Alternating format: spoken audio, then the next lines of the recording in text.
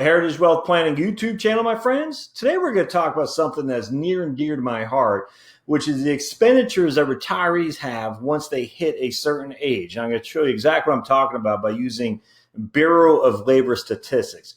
The reason why this is near and dear to my heart is because everyone focuses on health expenditures. In fact, just yesterday, a guy I follow forwarded an article that Fidelity puts out annual. They do this annual survey about health expenditures in retirement, and the threshold or the basis is that you need in this case 280,000 in order to meet the health expenditures you're going to have in retirement, and that's after Medicare kicks in. That doesn't include prescription drugs and all that. That's just your co-pays, whatever health insurance coverage that doesn't kick in, your out-of-pocket expenses and things of that nature, and that gets a lot of attention. And actually, that article drives you up the wall because they're saying essentially, oh my goodness, you better be careful. You need $280,000 of healthcare, of money to cover healthcare. Thus, you better invest it with us. And we can get a fee on that, of course. They don't actually say that, but the implication is quite, what's the word I'm looking for, conspicuous. Anyway, so at the end of the day, the question that I always ask when I saw this, if I need $280,000 of health care, money to cover health care, well, what would I need for other things like housing, transportation, food, and things of that nature? Because the insinuation in this article is healthcare is going to make you go to the poorhouse if you don't have that $280,000. And because we hear this all the time, that the exploding healthcare costs, I can't tell you how many people I've talked to in my career. That's their biggest worry. They worry sick about being a Catwoman. And I say, don't worry about that. And it's bad. And so what I want to show you is the BLS, the Bureau of Labor Statistics studies. And these guys, I love the BLS because they do studies that's easy to read. And what we look at is a closer look at expending patterns of older Americans. And this was, I think this was dated, I'm not even sure. Does it give us a date on this? They updated. So let's see. I think it was 2016. Well, they're using numbers from 2014, as you can see there. But anyway, so let me show you what I'm talking about here. So I'm going to show you, go down here first and foremost, the average expenditures by age of reference person. And this is a consumer expenditure survey from 2014. All right, so the total average expenditures for ages 55 and older, they break it down in three quadrants here. I don't know if it's a quadrant, tridents. I'm not sure what you call that, but three unique age categories. But let's just use age 55 and older. Total annual expenditures are $49,000. If you're 55 to 64, it's $56,000. And you can see here is $49,000 and it's $36,000. Again, going back to the studies that show you that as you age, you spend less. There's lots of studies now on this that confirm that. I think the idea of spending less as you get older is starting to become actually a planning scenario that most people agree to. And one of the things you might say is the reason they're spending less because they run out of money. Yeah, I don't know if I agree with that. That's a hypothesis for sure. I'd like to see that proven. I don't buy it for 2 seconds, but it could be. It could be proven. I'd change my mind for sure, but I don't buy that at all. Just my own experience with people I know who have gone through these mechanisms. I've seen this happen part and parcel. So I think this is true. Now, what are people spending their money on? Well, here, food. If you're over 55. The mean is the average. Okay, so that's just the average. The average might be a little bit skewed because some people could be spending $1 million on food. Some people spending zero on food, and so your average is $500,000. Well, that doesn't tell you much because the averages, the thresholds can be so varied. But it's what we're using. So $6,000 of their income is spent on food, and as you get to 75 and older, $4,300 or 12%. This is actually what's more important. Look at that. The expenditures on food average about 12% each and every age bracket. 12%, about 13%, and 12%. Isn't that interesting? Here's the big one. What's your average expenditure on housing? 33% if you're over 55 and above, 33% for everybody. 32% if you're 55 to 64, 36.5% if you're over 75. Isn't that interesting? So just remember that. Housing and food account, if you're over 75, almost half of your total expenditures. Do we see any studies, though, that say you need X amount of dollars for housing, X amount of dollars for food. No, we just see it about healthcare. But let's look at this, transportation. 16% of your total expenses are spent on transportation if you're 55 and older. 16.5% if you're 55 to 64.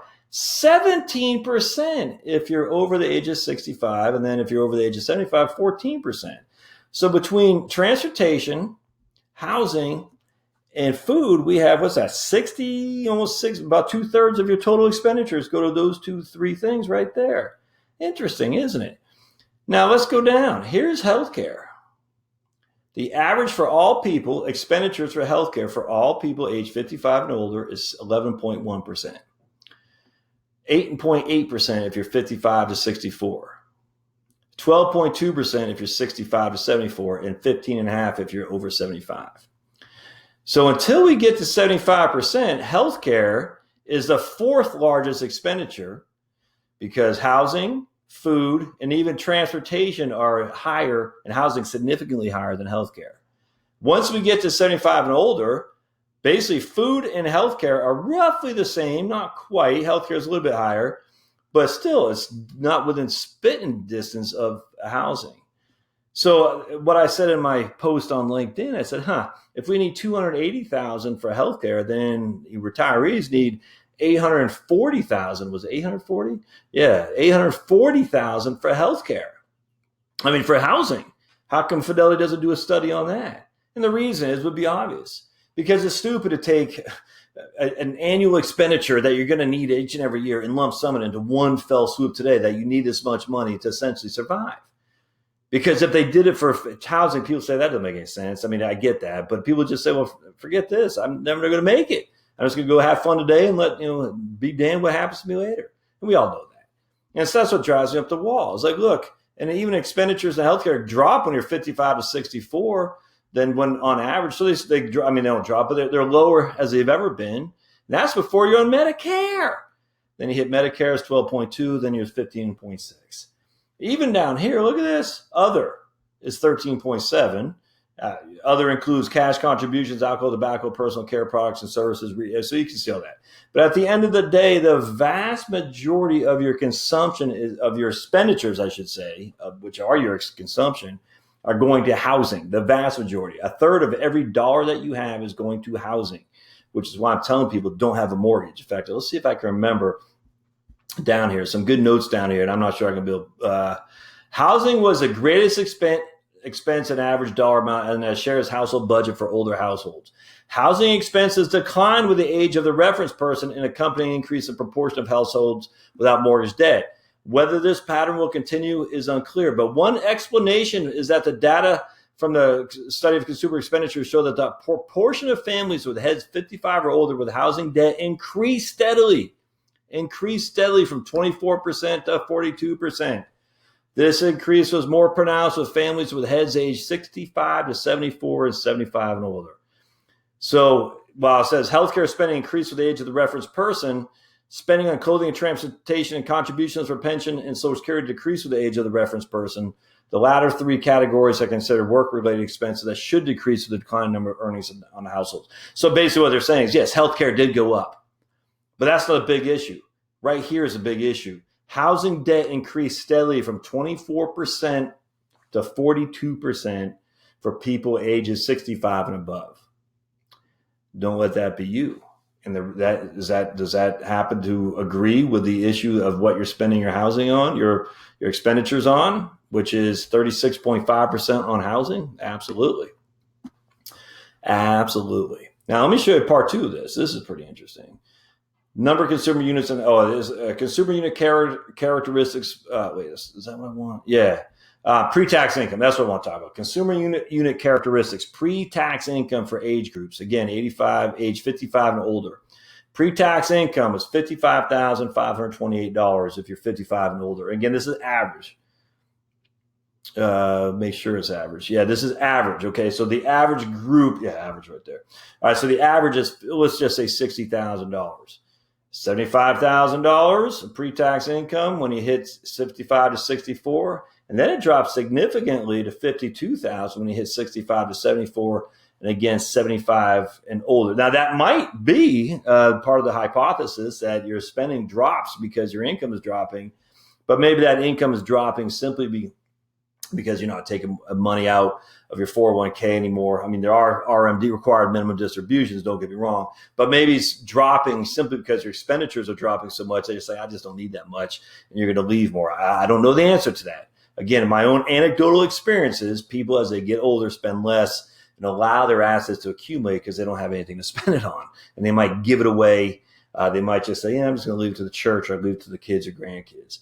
But isn't that interesting? Now, I was going to show you something else too. Percent distribution. Watch this. Age 75 and older. This is why we always kill off the husband. 40% of the people age 75 and older were male, 60 were female. So we have 50-50 from 65 to 74, but then, drastically men start dying off a heck of a lot quicker than women do. So you can see right there that women, this is geared towards you, my friends. You need to be watching the bottom line. If you're allowing your husband to control everything, you just got to say, I need to understand what's going on here, because the vast likelihood is that you're going to survive him. And if you don't have an understanding, you're going to be more inclined maybe to be taken advantage of. And you can't have that. You just can't. You've got to take ownership of what is going on here. I don't care how you do it, but you've got to understand what's going on with your cash flow, because you are going to survive your husband without question. And we got to make sure that if you do, now remember, this is pre-tax income, by the way, and we got to make sure that if you do survive him, you don't get hammered with taxes. Like I talk about all the time, my widow's tax trap. You got to make sure you don't get hammered by some scurrilous guy or lady out there who's trying to take advantage of you. You got to know what's going on. So start today, understand what's going on with your finances. So that way, when you survive your husband, and certainly you will, you'll have a pretty good knowledge of what's going on. All right. So I thought this was pretty interesting too. Age 75 and older. How many people are actually in that household? Well, 1.6. You got 2.5 for the average American family. And then it starts dropping as you get older, except for a little bit of the 2.2 and 55, 64, 1.9, 1.6. It's just people are dying off. That's what that is. Anyway, so I thought that was pretty interesting about the money being spent, where it's going, about the catastrophe that's looming out there. If you don't have $280,000 of savings, you're going to go and eat cat food. Oh, I'm not saying don't. I'm just saying, come on. Your housing is the biggest issue that you have. Pay off your debt, pay off your debt, pay off your debt. If you want to squirrel some away specifically for healthcare, more power to you.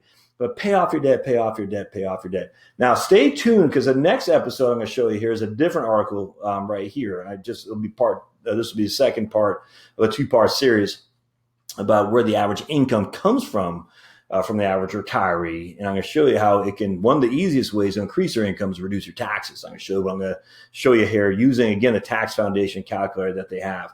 I'll show you that here next time. So as always, thumbs up. Do you agree or disagree? I'm open. If you think that, and this is a big scenario here, if you think the reason the decline in income is because people are forced to spend less because they're running out of money, well, tell me why you think that. I mean, I'm open. I just don't think that's the case. If you think otherwise, or think what I think is that the reason the decline in income is people are getting older, they just don't want to do this much. Well, that's fine too. Tell me why you think that's the case. I'd be interested in hearing your thoughts on that, because this is a big deal. It's one of the two sides are going to get the numbers wrong. If my side gets the numbers wrong, we're going to be in a world of hurt, simply because we're saying at the end of the day, the likelihood is that you're going to spend less as you age, which means you don't need as much in terms of savings today, which means you can focus on paying that debt off a whole lot quicker than having all this liquid net worth that ultimately won't get used. Now, that's my argument. I absolutely think that's the way to go. Now, if I'm wrong here, we need to have more liquid net worth, which means you need to start saving a whole lot more today and not paying off debt for sure. But I don't think that's going to be the case. But I'd like to hear your thoughts if you have some. Thumbs up are always helpful. Don't forget to subscribe. And then, as always, hit the notification button when you hit subscribe, with a little bell, so you'll be notified of future content. And finally, go to Heritage Wealth Planning. I just put a new quiz out there. It's actually an updated of my retirement readiness quiz. I found a new program, which is awesome. where you can use to create these new quizzes. And I love quizzes. I think they're very interesting and they're entertaining and they're informative as well. So today is April 22nd, 2018. I just put the quiz out there yesterday. So go to Heritage Wealth Planning. On the front page, you'll see that quiz, and give it a shot and let me know what you think. All right, thanks, folks. And then don't forget to watch the following episode here in just a second. Look forward to seeing you next time on the Heritage Wealth Planning YouTube channel. See ya.